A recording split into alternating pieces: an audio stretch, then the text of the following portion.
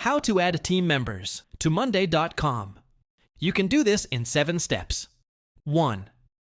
Open Monday.com and go to your main dashboard. On the left-hand side, you'll see the Invite option. Click on it to begin the process of adding new team members. 2. A pop-up window will appear, allowing you to enter the email addresses of the people you want to invite. You can add multiple addresses at once by separating them with commas. 3.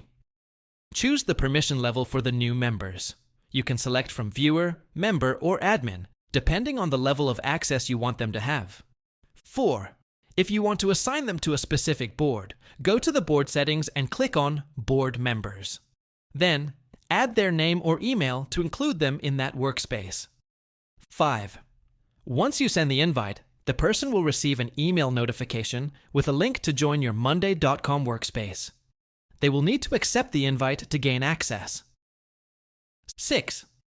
After they join, you can further customize their permissions. Click on their profile in the Team Members section and adjust what they can view, edit, or manage. 7. To keep track of new members, go to the Users tab in the Admin panel. Here, you can see pending invites, active users, and remove anyone who no longer needs access.